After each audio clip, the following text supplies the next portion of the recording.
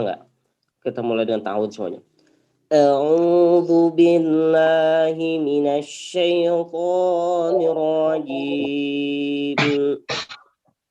Bismillahirrahmanirrahim. Innal ladzina kafaru lan tughniya anhum amwaluhum wala auladuhum minallahi syai'a wa ulaika hum waqudun nar. كدأب آل فرعون والذين من قبلهم كذبوا بآياتنا فأخذهم الله بذنوبهم والله شديد العقاب. قل للذين كفروا ستغلبون وتحشرون إلى جهنم وبئس المهاد. قد كان لكم آية في فئتين التقتا فئة تقاتل في سبيل الله وأخرى كافرة يرونهم مثليهم رعي العين والله يؤيد بنصره من يشاء إن في ذلك لعبرة لأولي الأبصار. زين للناس حب الشهوات من النساء والبنين والقناطير المقنطرة من الذهب والفضة والخيل المسومة والأنعام والحرث ذلك متاع الحياة الدنيا والله عنده حسن المآب. قل أنبئكم بخير من ذلكم للذين اتقوا عند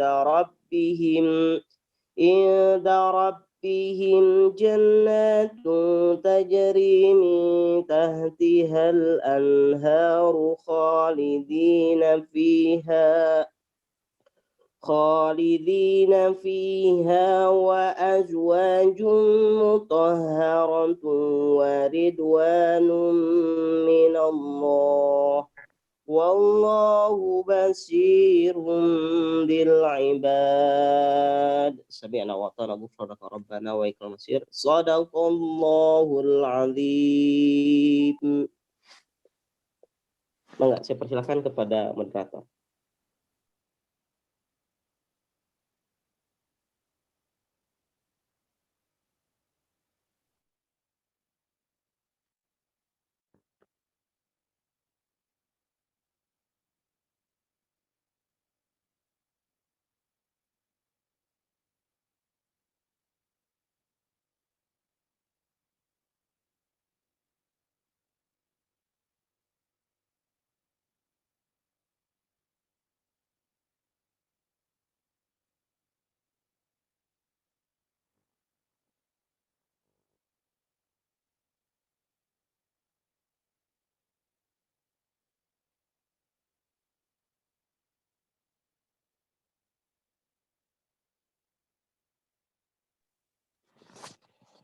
Silakan Kang Dan, kita mulai saja.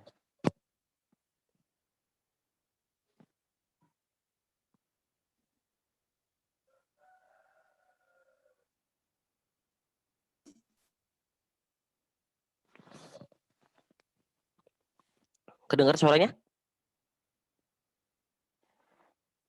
Aman? Kita lanjutkan saja. Langsung aja, Tat. Ini lagi jelek sinyal di gunung.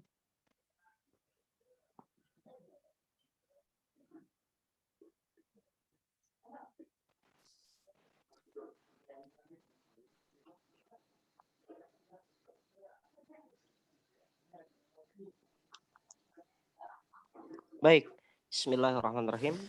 Assalamualaikum warahmatullahi wabarakatuh.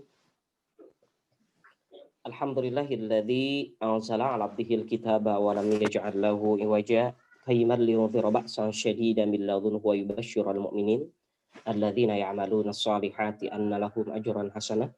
Asyhadu an la ilaha illallah wahdahu la syarikalah wa asyhadu anna Muhammadan abduhu wa rasuluhu alladzi la nabiyya ba'da. Ilahi anta maqsudi wa ridhaka matlubi a'tini mahabbataka wa ma'rifataka.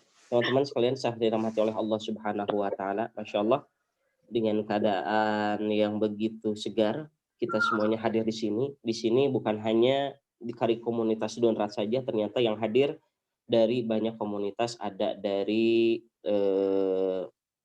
TKN Kabupaten Bandung Barat, Kang Dani. Kemudian yang hadir saya lihat, kemudian ada dari Darul Ilmi, kemudian dari teman-teman yang lain, yang komunitas lain yang ikut hadir di kajian ini, insya Allah. Baik, teman-teman yang saya dirahmati oleh Allah Subhanahu wa taala, pembahasan yang akan kita bahas di sini adalah bagaimana kita akan membahas tentang tazkiyatun nafs episode ketiga. Ada sebuah istilah yang mesti kita pahami di sini adalah, dan ini yang perlu saya sebutkan di sini adalah, ada ulama hadis yang mengatakan ini bukan hadis secara ilmu, tetapi ada ulama hadis yang termasuk ulama hadis dan termasuk ruhani, yang mana mereka mengartikan bahwasannya ilmu itu, kita lihat dalam teks selanjutnya, kita lihat, boleh di share ininya yang selanjutnya. Nah, ini ucapan Imam Abu Qudamah, bahwasannya ia mengucapkan adalah, barang siapa yang mengenal hatinya, man arafa qalbahu faqad arafa rabbahu. Bahwasannya di dalam ilmu tazkiyatun nafs, banyak orang yang memahami dengan teks man arafa nafsahu faqad arafa rabbahu. Barang siapa yang mengenal dirinya, maka dia telah mengenal Tuhannya. Tetapi ucapan Imam Abu Qudamah mengucapkan dengan kalimat man arafa qalbahu faqad arafa rabbahu. Barang siapa yang mengetahui tentang hatinya, maka ia telah mengetahui Tuhannya. Di sini kenapa kalimat ini disebutkan sebagai ucapan hadis, bahwasannya ini yang harus kita pahami. Suatu ilmu akan menjadi ilmu itu benar-benar harus melalui 4 tahapan.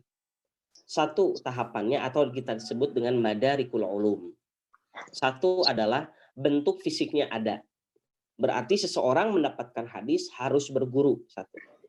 Yang kedua harus bertemu. Dan yang ketiga harus mendengarkan. Itu tahapan pertama.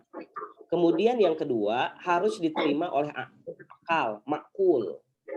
Ya, artinya masuk logika. Itu tahapan ilmu. Dan yang ketiga adalah harus dites. Artinya harus diuji suatu ilmu itu layak atau tidak. Dan terakhir adalah, meskipun ini tidak disepakati oleh seluruh ulama hadis, tetapi ulama hadis yang termasuk ruh di sana harus memaknai bahwasannya ilmu itu harus secara ruhani atau mengena ke dalam hati. Masih ada suaranya yang masih belum di-mute, host. Soalnya masih mantul. Baik. Next, teman-teman. Nah, esensi tazkiyatun nafs, boleh kita buka Quran surat Al-Baqarah ayat 129.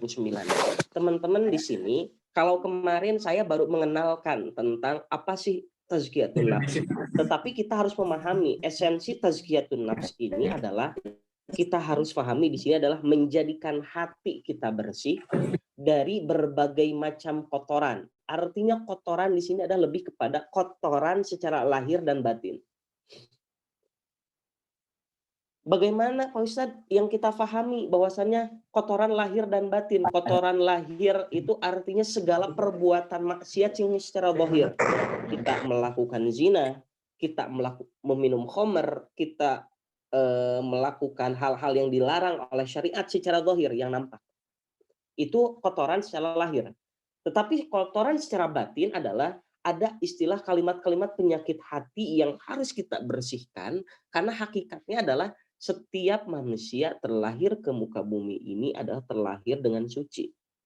Makanya tazkiyatun nafs manfaatnya atau esensinya untuk apa? Untuk menjadikan hati bersih dari berbagai macam kotoran yang menghasilkan kebaikan dan amal soleh serta menghasilkan mesin untuk mencetak amal soleh.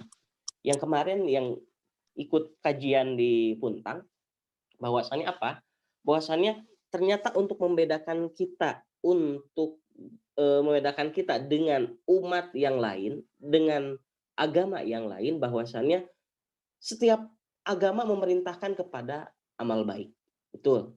Tetapi yang menjadi pembeda antara Islam dengan agama yang lain adalah Islam tidak hanya mengajarkan amal baik, tetapi harus melahirkan menjadi amal soleh.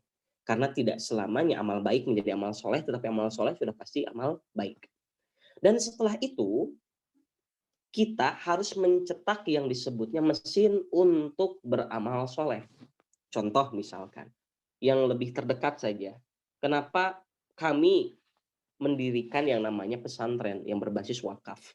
Berarti secara tidak langsung, para santri yang ikut serta dalam pesantren tersebut, mereka kami sekolahkan dengan dana wakaf, dan mereka itu ada perjanjian harus kembali lagi ke pesantren untuk apa? Untuk menjadi kader, dan itulah yang menjadi amal dan mesin untuk beramal soleh. Karena kenapa?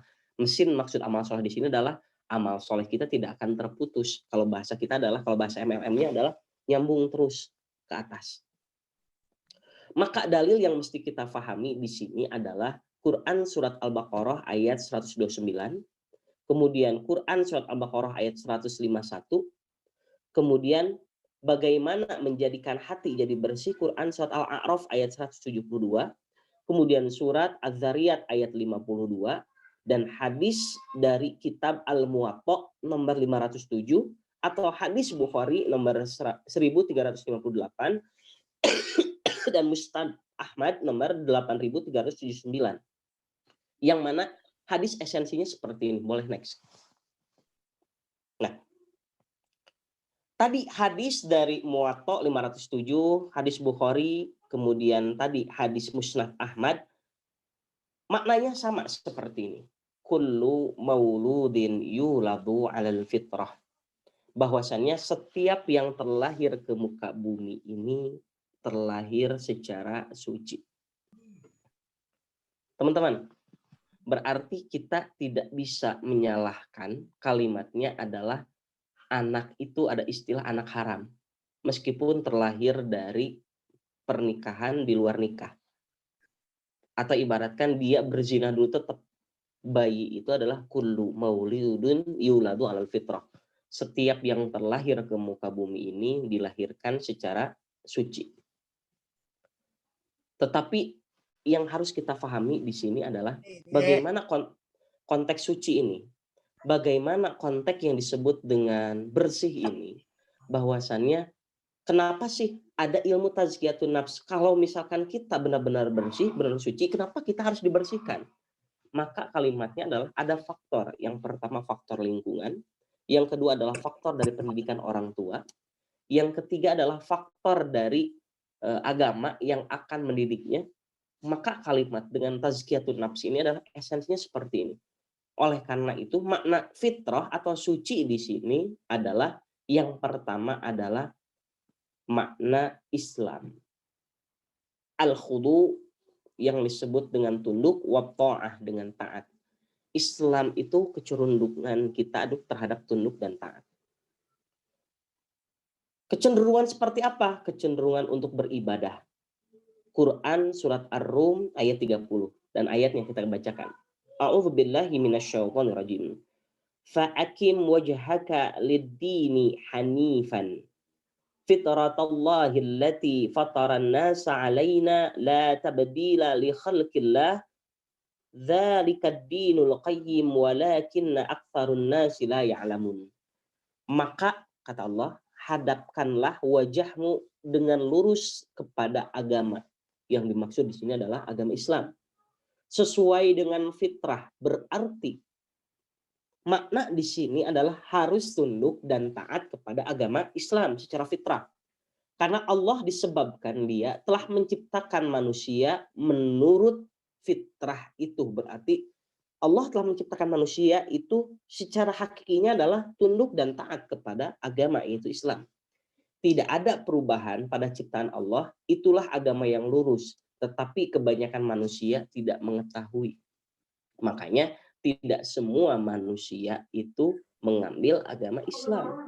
Karena anggapan mereka adalah kami butuh agama, tetapi belum tentu terhadap agama Islam. Tetapi kalau mereka mengetahui Islam sebagai agama yang lurus, maka Islamlah yang akan dianut oleh mereka. Nah, kemudian makna yang kedua, fitrah di sini adalah suci, lembut, dan ramah. Nah, teman-teman, pada hakikatnya kalau kita jengkel nggak dengan istilah, kalau banyak orang marah-marah, dikit-dikit marah kepada suami, marah kepada istri, marah kepada anak, marah kepada bawahan, marah, kemudian kepada teman juga marah. Karena kalimat kullu mauludin yuladu alal fitrah, setiap dilahirkan itu adalah terlahir secara suci, lembut, dan ramah. Berarti istilahnya kalau sifatnya suka marah-marah, ada masalah di dalam hatinya. Next.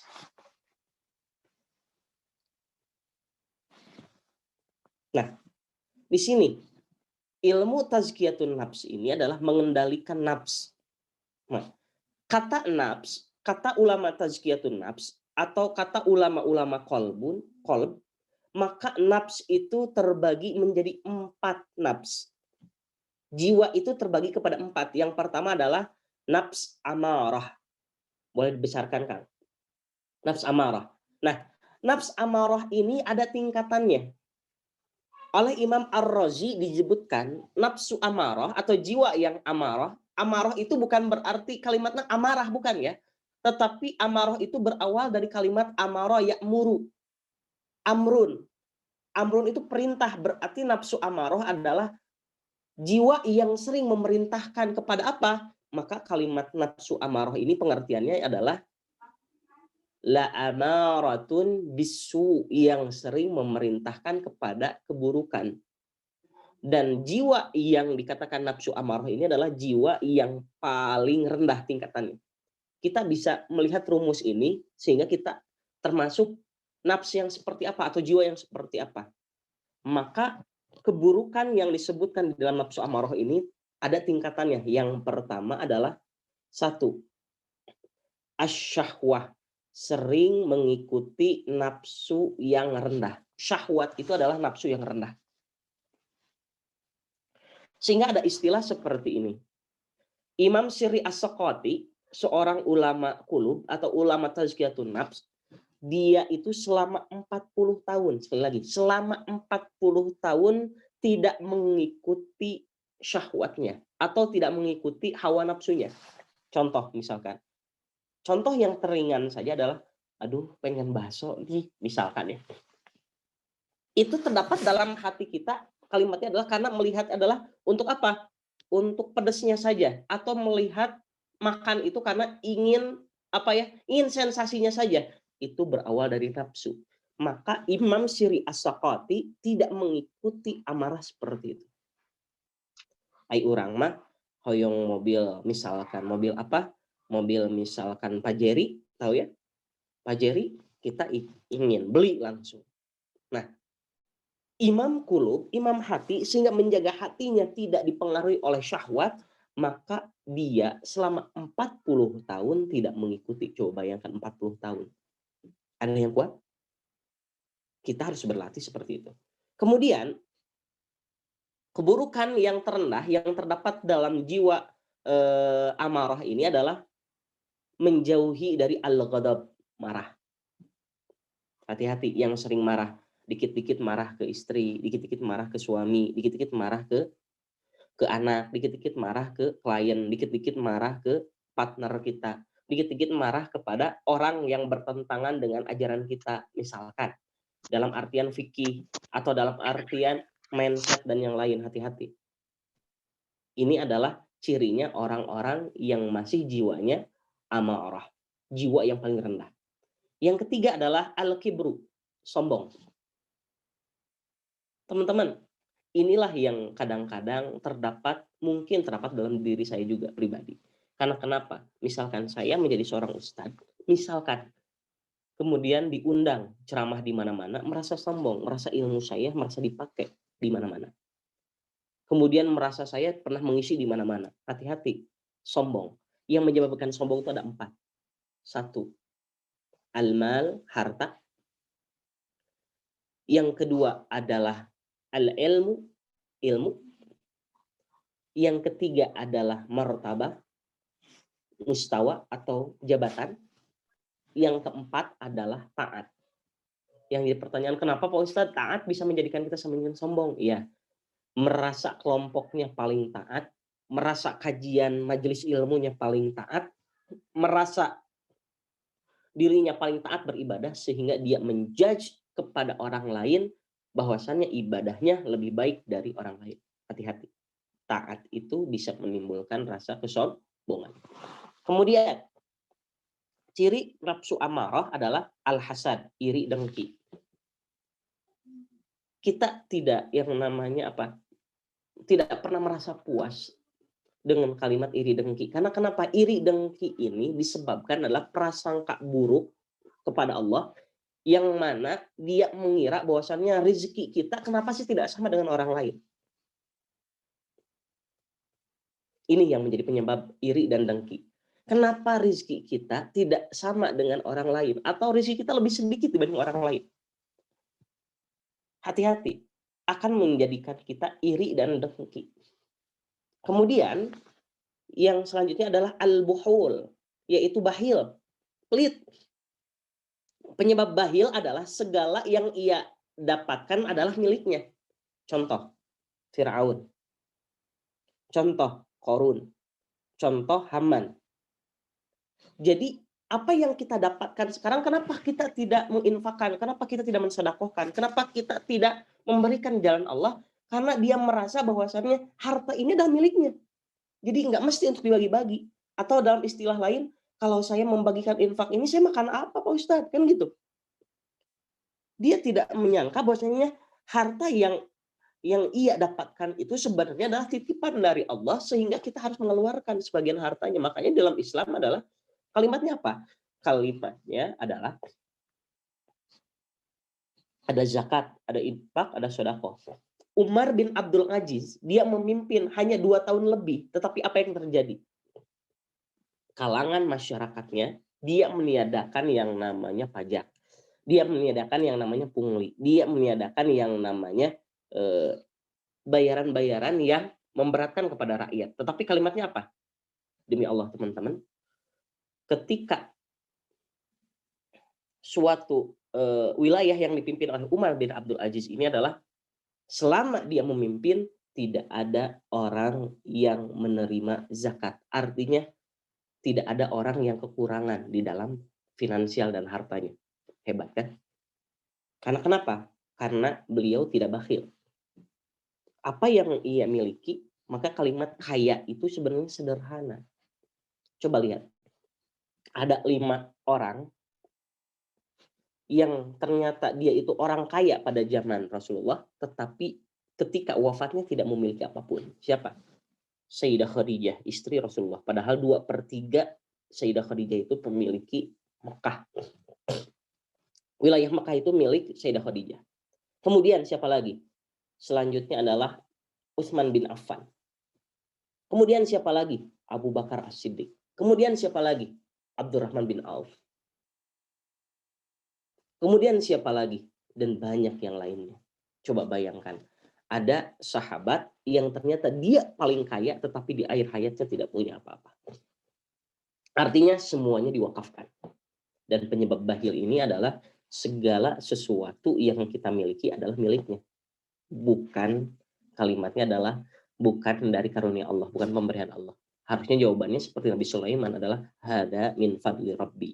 Ini adalah dari Tuhanku, atau ini adalah keutamaan dari Tuhanku. Kemudian nafsu Amarah ini yang punya ciri selanjutnya adalah riya. Berarti riya di sini adalah ingin merasa dipuji oleh orang lain, ingin merasa diakui oleh orang lain. Karena kalimat riya di sini adalah bahwasannya riya itu disebutkan oleh Rasulullah seperti semut yang berjalan di atas batu hitam dalam keadaan gelap. Berarti tidak kelihatan. Yang bisa melihatnya riya itu adalah hati kita dan Allah Subhanahu wa taala. Next. Kemudian tingkatan yang kedua adalah yang disebut dengan nafsul lawamah atau nafsu lawamah. Apa ciri nafsu lawamah ini adalah nafsu lawamah ini adalah cirinya mencela dirinya dan orang lain. Jadi kalimatnya yang tadi kalau misalkan nafsu amarah itu selalu menyalahkan orang lain. Selalu menjadikan kaitannya dirinya harus diakui oleh orang lain. Tetapi nafsu lawamah ini adalah kaitannya adalah dia bukan hanya menyalahkan diri orang lain tetapi menyalahkan dirinya. Contoh misalkan ketika dia melakukan kesalahan, dia merasa aduh ternyata kekurangan ini saya itu kurang zikir nih. Oh, kekurangan zakat saya ini, kekurangan infak nih. Ini disebut nafsu lawamah. Maka kalimatnya adalah ketika dia mencela dirinya dan mencela orang lain, kalimatnya dia lebih sering mencela untuk dirinya. Berarti banyak kekurangan di dalam dirinya. Ini yang disebut dengan nafsu lawamah. Next, kan. Nah, jiwa yang selanjutnya disebut dengan nafs mulhamah. Nah, nafs mulhamah ini tipenya adalah dia sudah tidak menyalahkan orang lain dan tidak menyalahkan dirinya, tetapi masih dalam artian belum punya pendirian. Ketika ada bisikan misalkan, maka dalam ayat Al-Quran Allah berfirman fa'alhamaha fujuraha wa taqwaha. Maka ada dua bisikan, mau menuju kepada kebaikan atau yang diambil adalah keburukan. Nah, di sini adalah ciri nafsu mulhamah ini adalah kadang-kadang kalau berada di komunitas yang baik dia merasa baik. Imannya naik terus gitu. Tetapi ketika dia sendirian, inilah yang ternyata jiwanya masih kurang stabil. Coba bedakan. Kalau kita sholat berjamaah, kita khusyuknya seperti apa? Tetapi ketika kita sholat sendirian, coba zikir kita, sholat kita, dan yang lainnya, apakah masih sama seperti kita tidak berjamaah? Ini adalah ciri nafsu mulhamah. Maka kalimatnya adalah agar kita bisa melihat rumus hati kita atau misalkan jiwa kita berada dalam nafsu yang seperti apa, yang kita lihat di sini adalah kita lihat aja ibadah kita sedang banyakkan kayak gimana atau berjamaah kayak gimana atau ibadah kita sedang sendirian seperti apa. Apakah kita tetap istiqomah ataukah kita hanya ya ketika berada di kalangan itu ya sudah kita benar-benar jor-joran artinya benar-benar eh, totalitas. Tetapi ketika kita sendirian ya itulah yang dikatakan oleh suatu hadis bahwasannya hati-hati dalam keadaan kita sedang sendirian. Karena kenapa? Karena di sedang sendirian itu adalah setan itu selalu merasuki pikiran, merasuki hati kita. Karena kenapa? Karena disebutkan di dalam hadis bahwasannya 360 setan lebih ya kalimatnya adalah diutus untuk apa? Untuk oleh iblis untuk mengganggu hati kita. Maka kalimatnya adalah kenapa kita harus mengisi dengan zikir? Agar membinasakan setiap setan yang masuk ke dalam hati kita. Inilah yang disebut dengan nafsu mulhamah. Next, Kak. Nah, yang selanjutnya adalah nafs mutmainnah. Kita sering mendengar surat Al-Fajr dengan kalimat ya ayyatuhan nafsul mutmainnah irji'i ila rabbiki radiyatan mardiyah fadkhuli fi ibadi wadkhuli jannati. Nafsu mutmainnah ini adalah yang disebut dengan nafs atau jiwa yang stabil, yang sudah istiqomah, yang mana dia beribadah di kalangan yang banyak semangat, kemudian beribadah sendirian pun semangat. Kemudian yang jadi pertanyaan bagaimana Pak Ustadz kalau misalkan kita berada di dalam nafsu amarah, kita ingin langsung masuk kepada nafsu mutmainnah atau jiwa mutmainnah, maka tidak ada yang harus kita jalani melainkan dengan kalimat zikir. Quran surat Ar-Ra'd ayat 28. Apa ayatnya? A'udzubillahi minasyaitonirrajim. Alladzina amanu wa tatma'innu qulubuhum bidzikrillah. Ala bidzikrillahi tatma'innul qulub. Siapa yang ingin tenang hatinya, maka ia itu orang-orang beriman dan hati mereka menjadi tentram dengan mengingat Allah. Ingatlah, hanya dengan mengingat Allah hati menjadi tentram. Yang selalu kita ingat ayatnya adalah ala bidzikrillahi tatmainnul qulub. Berzikirlah kepada Allah, maka hati akan tenang. Tidak ada lain dan tidak bukan kalimatnya zikir. Nah, ada korelasi dengan zikir yang lain adalah ya ayyuhalladzina amanu dzkurullaha dzikran katsira, bahwasannya wahai orang-orang yang beriman, berzikirlah dengan zikir yang banyak. Maka kalimatnya adalah ahli qulub, ahli hati. Kenapa guru-gurunya memerintahkan untuk zikir sampai 1000, 2000? Kalau bahasanya dirinya telah bisa berzikir 1000, 2000, maka dengan zikir yang banyak yang lainnya dia tidak akan mengeluh.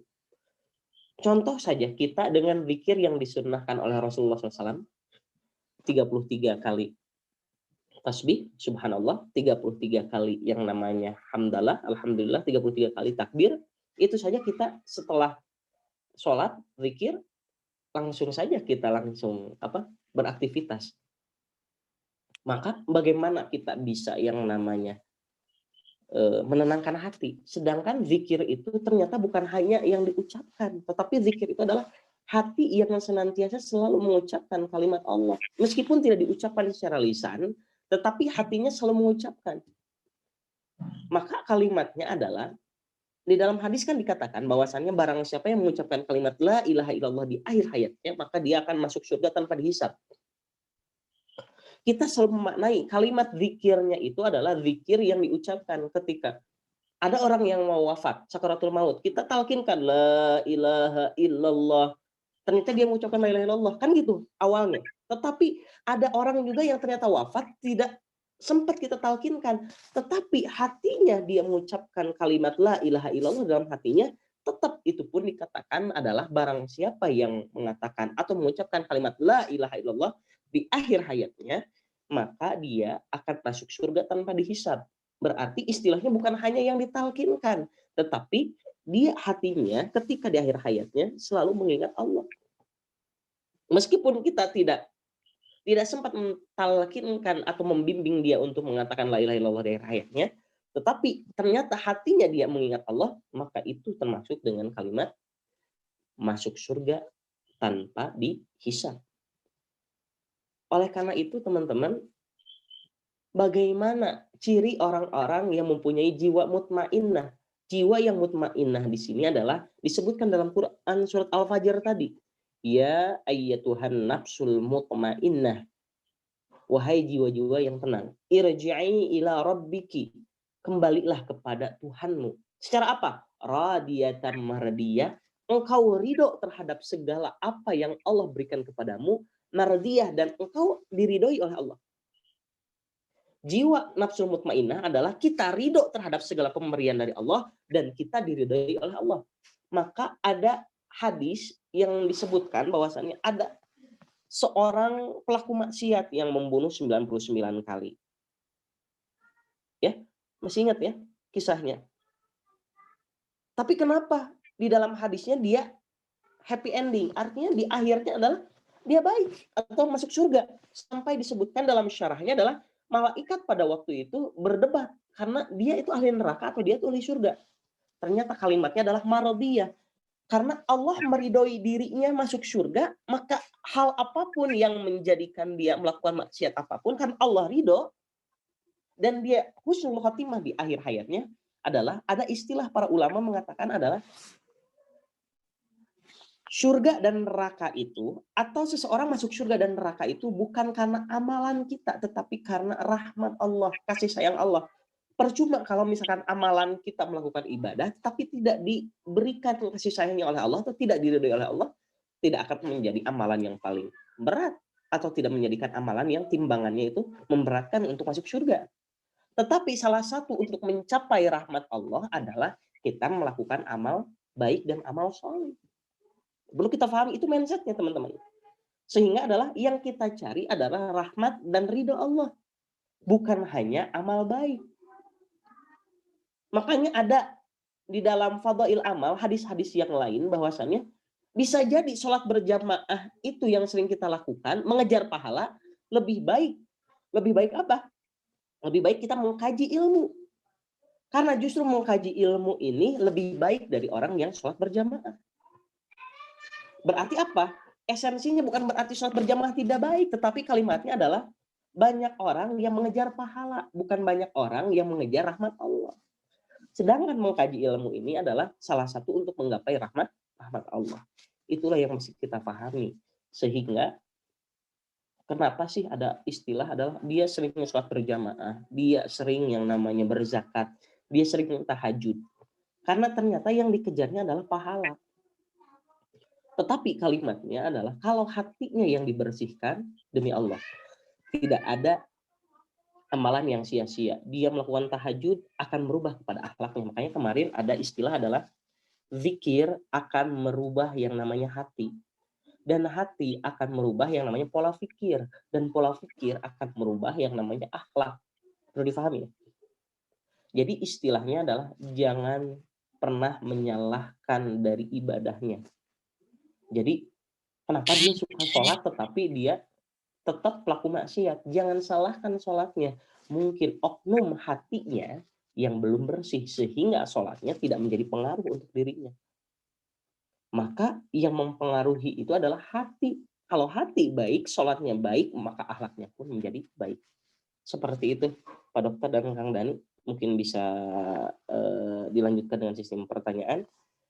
Kalau misalkan ada episode selanjutnya, karena saya punya kajian Tazkiyatun Nafs sekitar 12 episode, dan mungkin bisa di-rolling dengan yang lain dulu. Nanti kajiannya nanti disambung lagi dengan kajian Tazkiyatun Nafs yang lain. Hanya itu yang bisa saya sampaikan. Mohon maaf atas segala kekurangan. Yang lebihnya dari Allah, yang kurangnya dari saya pribadi. Saya kembalikan kepada moderator. Silakan.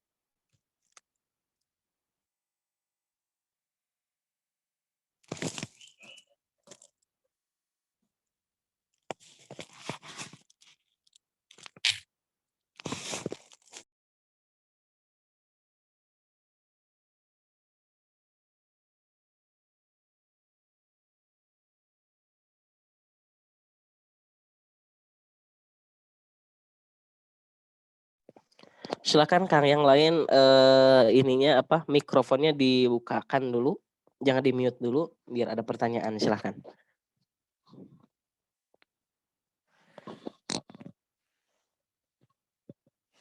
Silakan yang ingin bertanya.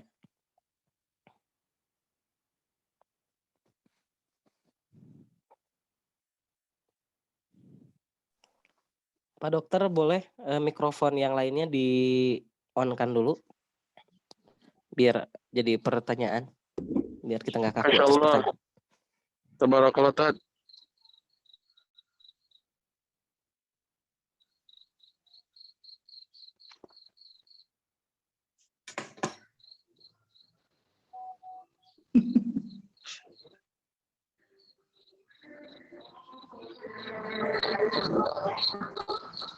Assalamualaikum Pak Ustadz. Assalamualaikum Ustaz.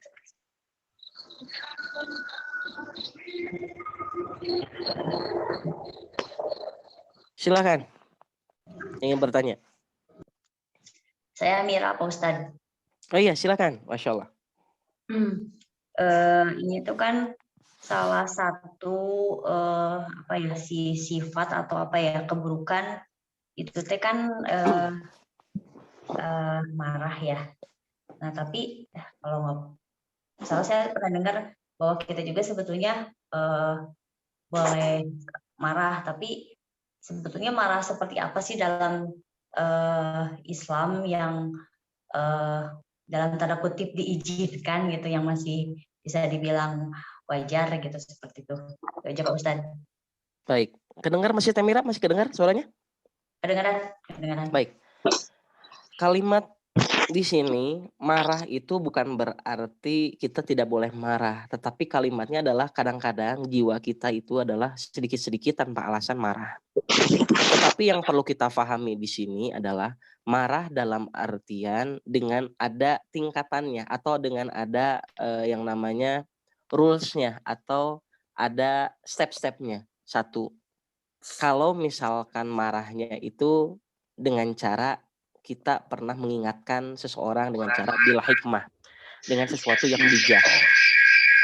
Nah, bijak di sini artinya ud'u ila sabili rabbika bil hikmah. Ajaklah seseorang kepada jalan Tuhanmu dengan hikmah. Hikmah di sini ada dua, ada hikmah secara ucapan, ada hikmah secara perbuatan. Artinya kita telah mengingatkannya dengan ucapan yang baik dan kita telah mencontohkannya dengan cara yang baik. Itu tahapan pertama. Kemudian kalau nggak bisa wal mau'izatil hasanah, maka jadikanlah setiap kehidupan kita harus memberikan contoh yang baik. Makanya Rasulullah disebutkan adalah laqad kana lakum fi Rasulillahi uswatun hasanah. Rasulullah itu yang didakwahkan itu tidak langsung syariat, tetapi yang didakwahkan pertama kali sebelum yang namanya Rasulullah diangkat menjadi Rasul adalah akhlaknya dulu yang dikenal. Sehingga ketika Rasulullah mengajak seseorang untuk berdakwah, maka mereka gampang untuk masuk. Dalam bisnis, akhlak dulu, bukan langsung barang. Tetapi akhlak dulu, sehingga yang dibeli itu kadang-kadang kita mungkin bisa jadi barangnya bagus, tetapi akhlaknya nggak baik atau buruk, bisa jadi kita ilfil. Tetapi nggak mungkin seseorang yang akhlaknya baik, barangnya buruk. Karena tidak mungkin dia menjual sesuatu yang buruk. Maka kalimat yang kedua adalah harus memberikan contoh yang baik. Kemudian yang terakhir adalah wajadilhum billati hiya ahsan, maka ajak diskusi dulu. Kalau dalam hal tersebut dia masih belum paham, maka di sana diperbolehkan marah, tapi marahnya bukan untuk membenci, tetapi marahnya adalah untuk menasehati. Karena kalimatnya bukan kan kalimatnya adalah watawasau bil haqqi, saling menasehati. Bukan wataghadiba, bukan artinya wataghadabu, artinya bukan saling memarahi, tetapi saling menasehati dalam kebaikan dan kesabaran. Jadi kalimat marah di sana lebih kepada menasehati dan memberikan pelajaran. Wallahu a'lam bishawab, wallahu a'lam bimuradi. Assalamualaikum Pak Ustadz. Waalaikumsalam, silahkan. Dengan siapa? Masya Allah, dengan Bu Hajaya ya, Masya Allah. Kang Dani dan teman-teman ini dari TKN Thariqah Qadir Naksabandia Kabupaten Bandung Barat. Masya Allah, silahkan Bu Hajaya ya. Dan ada Pak Ustadz Dadang juga ya, silahkan. Yang saya rasakan nih, saya pribadi, kita banyak diam, tetapi hati kita kesal. Misalkan menghadapi perbuatan seseorang, kita nggak mau marah, tetapi hati tetap kesal dan menggerutu. Apakah itu termasuk marah juga, Pak Ustadz, di mata Allah? Baik, Masya Allah. Syukran kathiran Ibu Hajaya ya, Masya Allah. Nah, sama-sama. Baik. Yang perlu kita pahami tadi, untuk meluluhkan nafsu yang awalnya amarah menjadi mutmainnah, maka kalimat yang tadi ada surat Ar-Ra'd ya, ayat 28. Bahwasannya ala bidzikrillahi tatmainnul qulub. Kalimat marah yang sebenarnya adalah marah yang kategorikan langsung bertujuan kepada manusianya. Kekesalan itu akan hilang kalau misalkan kita diisi dengan zikir. Maka zikir yang terbaik adalah kalimat la ilaha illallah. Tetapi boleh nggak Pak Ustadz zikir dengan Asmaul Husna? Silahkan. Dengan ya Latif yang artinya maha lembut. Berarti artinya akan melembutkan hati kita. Karena Allah pun maha lembut, maka tidak mungkin Allah tidak akan mewarisi sifat Allah kepada hambanya. Karena Allah pun maha lembut. Berarti hati pun kalimat kita hakikatnya ada yang tadi. Hati kita bersih, hati kita lembut, hati kita adalah ramah. Kalimatnya, kalau hakikatnya hati kita itu bersih, lembut, dan ramah, otomatis kita kembalikan lagi kepada Allah. Makanya dengan zikir, insya Allah kalimatnya tidak akan terlontar ucapan marah yang hakiki, maka hati pun tidak akan menggerutu. Dengan kalimat apa? Ala bizikrillahi tatmainnul qulub. Dengan berzikir, maka hati pun akan tenang. Seperti itu Bu Hajah. Syukran katsiran. Terima kasih Pak Ustadz. Ada lagi? Assalamualaikum Pak Ustadz. Waalaikumsalam, Masya Allah. Silakan. Masya Allah Pak Ustadz Dadang. Masya Allah. Ini dari Bandung Barat juga. Teman-teman, Masya Allah. Ada jemaah yang pada datang. Ya, silakan. Mau bertanya tentang apa namanya yang tadi dibilang ada solder, ada kolab, ada fuad, yang terakhir ada siri. Untuk mencapai tingkatan kepada minimal kita sampai fuad, itu bagaimana caranya Pak Ustadz? Terima Masya Allah. Syukran jazilan Pak Ustadz Dadang. Teman-teman yang sudah dirahmati oleh Allah Subhanahu wa Ta'ala, sebenarnya semuanya bisa berusaha. Ada istilah kenapa ilmu tazkiyatun nafs ini harus diberikan kepada kita. Hakikatnya semua bersumber dari hati.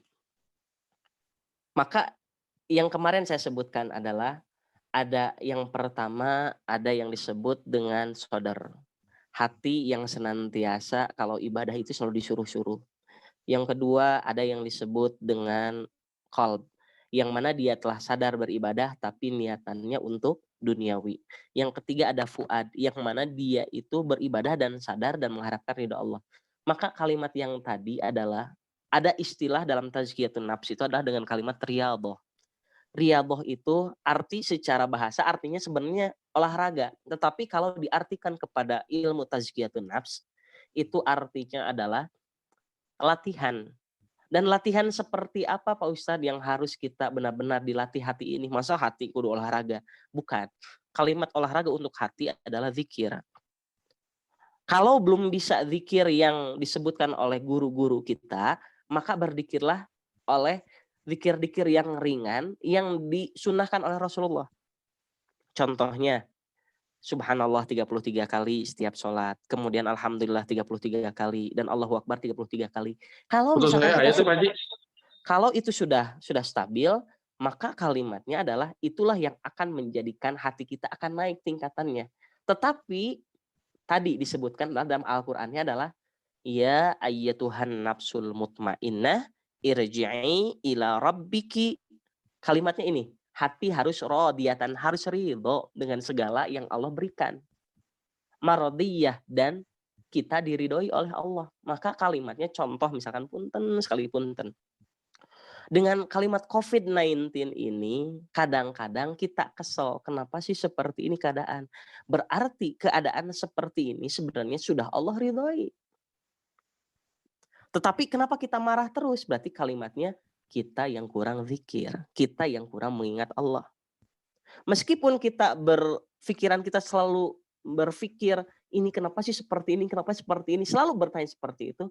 Tapi kalimat jiwa yang mutmainnah itu adalah radiyatan mardiyah. Dia ridho dengan segala keputusan Allah dan dia pasti diridhoi oleh Allah. Wallahu a'lam bishawab, wallahu a'lam muradih. Baik Kang Dani, saya serikan kepada Kang Dani dulu. Takut kebanyakan yang menanyanya. Masya Allah.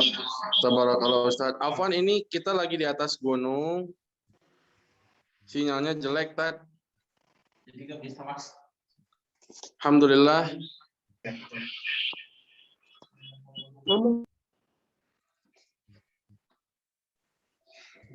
Halo. Kedengar semua, Tad?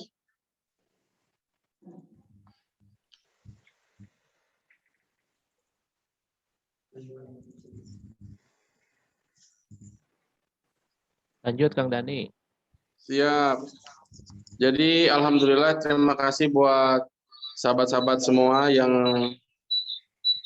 pada silaturahim di Zoom meeting ini. Mohon maaf nih sebetulnya sinyalnya ini bad sekali di sini.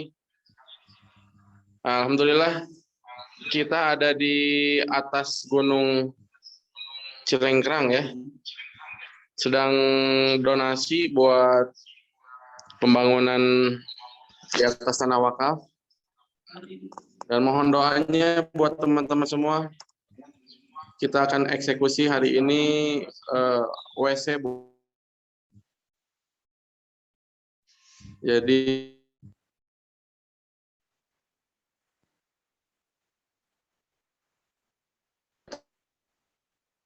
barangkali saja mungkin nanti Ustadz yang lanjutin aja ini karena sinyalnya sangat-sangat terbatas. Saya pindah-pindah tempat ini dari tadi. Doain dari Bandung ya. Insya Allah. Baik, teman-teman, sebagai informasi, kami berdasarkan sinergis atas beberapa komunitas yang terjadi di sini adalah sekali lagi kajian ini sekali lagi tidak mengatasnamakan hanya Dunrat saja, tetapi kajian ini adalah kita semuanya untuk umat Islam semuanya. Hakikatnya adalah salah satunya adalah Kang Dani yang menjadi pelopor. Bahwasannya apa? Bahwasannya kita semuanya sedang berdonasi dan sedang berikhtiar berwakaf untuk pesantren difabel. Yang mana Masya Allah untuk mereka yang artinya kekurangan secara fisik tetapi mereka masih menginginkan untuk bisa hafal Al-Quran. Makanya di sana adalah insya Allah kita akan share selalu, siapa yang ingin berwakaf, mangga. Sistem wakafnya bukan hanya per meter tapi sentimeter. Jadi ibaratkan kalau istilahnya 1 meternya sudah 250.000 berarti sentimeternya bisa diartikan dan semua juga bisa berwakaf dan itu bisa dihitung oleh Allah Subhanahu wa taala. Oleh karena itu teman-teman sekalian yang ada di sini mungkin yang punya yang kelebihan harta yang ingin berdonasi silahkan nanti akan di-share juga teman-teman. Kemudian sekali lagi insya Allah pada kajian selanjutnya mungkin akan rolling juga ada Ustadz Deden, ada Ustadz Dea, ada Ustadz Jazi dan Ustadz-Ustadz yang lain seperti Kang En dan yang lainnya atau di antara teman-teman kita nanti suatu saatnya ada ilmu yang mereka miliki dan ingin share, insya Allah kita akan share semuanya di sini dan intinya ini adalah acara kita semuanya. Jadi jangan merasa memiliki acara komunitas atau acara apapun, tetapi semuanya yang sudah hadir di sini adalah ini acara umat Islam. Yang intinya kita semuanya merangkul, yang artinya dakwah itu artinya mencinta bukan menghina, merangkul bukan memukul, tetapi artinya kita benar-benar menebarkan fastabiqul khairat, berlomba-lomba dalam kebaikan. Seperti itu. Mungkin Pak Dokter, mungkin ada tambahan dari yang lainnya, silahkan. Mohon maaf atas kekurangan, sekali lagi saya pribadi, saya Felian, mohon maaf atas kekurangannya, yang lebihnya dari Allah dan yang lebihnya dari Allah, yang kurangnya di saya pribadi. Silahkan untuk yang lain ingin menambahkan, mangga. Ada Kang Ahmad, ada Abu Alexa, kemudian ada yang lainnya, ada Teh Erika, ada Teh Red dari Mayangfa, kemudian ada dari Kang Roni juga, Masya Allah dari sahabat hijrah yang hadir, kemudian ada dari TKN Bandung Barat, Masya Allah ada Ustadz Dadang, ada Bu Hajah Yayah, dan yang lainnya. Kita informasikan di sini adalah dengan syaratnya kita wa'tasimu bihablillah, kita berpegang teguh kepada tali Allah. Insya Allah kita akan semuanya selamat di jalan Allah. Itu saja. Mungkin Pak Dokter ada tambahan? Cukup Ustadz. Mungkin nanti dilanjut lagi di kesempatan yang lain. Baik, mungkin hanya itu karena keadaan tidak memungkinkan. Mungkin Kang Dani sebenarnya ingin men-share tentang informasi, mungkin bisa di-share ke grup. Nanti kita bisa di-sharekan lagi ke teman-teman yang lain. Kalau tidak keberatan, sekali lagi mohon maaf kalau ada broadcast share tentang info, mohon dimaklum karena itu adalah kegiatan yang perlu diketahui dan perlu difahami. Itu adalah kegiatan kita semuanya dan insya Allah mudah-mudahan dengan keadaan setelah pandemi ini kita doakan mudah-mudahan segala sesuatu yang terjadi di dunia ini dan di alam semesta ini Allah ambil kembali, Allah cabut kembali dengan rahmatnya Allah. Sebelum kita akhiri, mari kita berdoa pada Allah Subhanahu wa taala. Kita sama-sama beristighfar pada Allah Subhanahu wa taala. Astaghfirullahaladzim alladzi la ilaha illa huwal hayyul qayyum wa atubu ilaik. Astaghfirullahaladzim alladzi la ilaha illa huwal hayyul qayyum wa atubu ilaik. Astaghfirullahaladzim alladzi la ilaha illa huwal hayyul qayyum wa atubu ilaik. Amin ya Allah ya rabbal alamin.